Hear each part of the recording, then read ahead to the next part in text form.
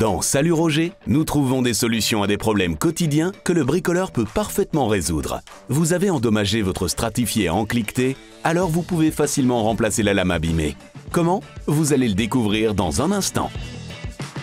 Dans ce cas-ci, les dommages sont limités à une seule lame. Première chose à faire, retirer cette lame. La situation est ici simulée à des fins de démonstration, mais elle peut être appliquée à n'importe quel stratifié à encliqueté flottant. Pour retirer la lame, commencez par pratiquer 2 entailles. Une fois que c'est fait, vous serez plus à l'aise pour démonter la lame en 2 moitiés. Commencez par vous procurer un bon cutter et quelque chose pour le guider, comme une équerre.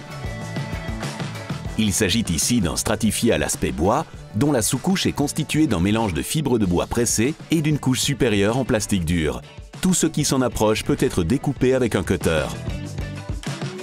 La structure étant assez rigide, vous rencontrerez une certaine résistance. Vous ne pourrez donc pas traverser toute l'épaisseur d'un coup. Prenez le temps de d'abord faire une rainure, puis passez dessus plusieurs fois avec le cutter en exerçant une certaine force. Assurez-vous de ne pas dépasser afin de ne pas endommager les lames avoisinantes. L'entaille semble prête pour extraire la lame, mais comme vous pouvez le voir, ce n'est pas encore aussi aisé. Il se peut qu'il y ait une sous-couche d'isolation phonique en dessous de la lame. Vous devez la traverser également. Il faut alors passer à une artillerie plus lourde, ciseaux à bois et marteau. Si vous n'avez que des lames en PVC à remplacer, vous pourriez y arriver avec un simple cutter. Ici, le ciseau à bois fait surtout le travail final, mais bien sûr, vous auriez aussi pu l'utiliser à la place de votre cutter. Pratiquez une entaille nette jusqu'à ce que vous sentiez que vous avez traversé la lame.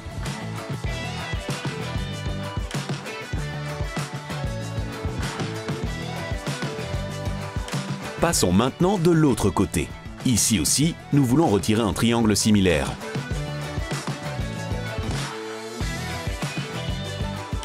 Une fois la rainure découpée, il est plus facile d'insérer le ciseau et d'enlever progressivement de la matière.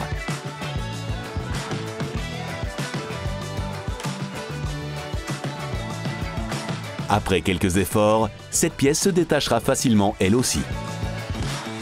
Il s'agit maintenant de découper les 2 extrémités. Utilisez une chute de bois ou une longue règle pour prédécouper la rainure. Encore une fois, utilisez ceci comme guide pour insérer votre ciseau. Si vous en avez un, vous pouvez aussi utiliser un multitool. Bien entendu, vous pouvez également utiliser un multitool dès le début. Si vous n'en avez pas, vous pouvez toujours demander à vos amis, comme cela se fait généralement pour les petits travaux. Assurez-vous de porter des lunettes de sécurité car votre visage est proche de l'outil. Attention, la lame oscillante ne tourne pas vraiment comme une scie circulaire. Il y a donc peu de projection, mais il y a toujours un risque de petits éclats ou de poussière. Mieux vaut prévenir que guérir. Maintenant, le travail est plus facile, mais n'appuyez pas plus fort sur la lame de la scie pour gagner du temps. Mieux vaut éviter de forcer. Laissez plutôt la machine faire son travail. Voilà, la lame endommagée devrait maintenant être facile à retirer. Elle a été sciée de l'intérieur, de sorte que vous pouvez facilement déclipser les 2 parties du système à rainure et languette.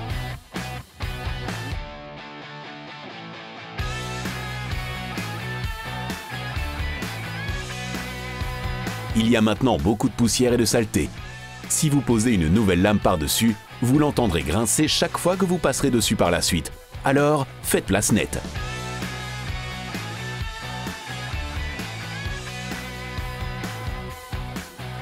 Normalement, vous avez commandé du surplus pour votre nouveau plancher. Vous comprenez maintenant pourquoi. Vous allez pouvoir utiliser une lame excédentaire. La languette doit être enlevée de chaque côté.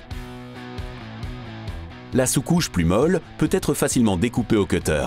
Veillez bien à découper sans endommager le sol. Utilisez des chutes de bois pour le protéger. En quelques mouvements de découpe déterminés, traversez la fibre de bois comprimée. Répétez l'opération de l'autre côté.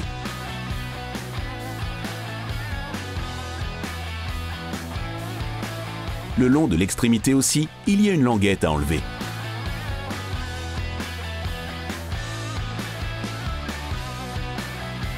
Si la coupe n'est pas très droite, utilisez une râpe à bois ou une lime à bois pour la rectifier. Tant que la languette n'est pas complètement enlevée, vous aurez du mal à mettre la nouvelle lame en place dans le plancher. La dernière étape arrive. Il ne reste plus qu'à coller. Attention, vous ne devez appliquer de la colle que sur la languette des lames environnantes. Ainsi, vous conserverez une pose flottante et la lame pourra toujours bouger avec les autres lames en tant qu'ensemble par rapport au sol. Par ailleurs, n'appliquez pas une trop grande quantité de colle.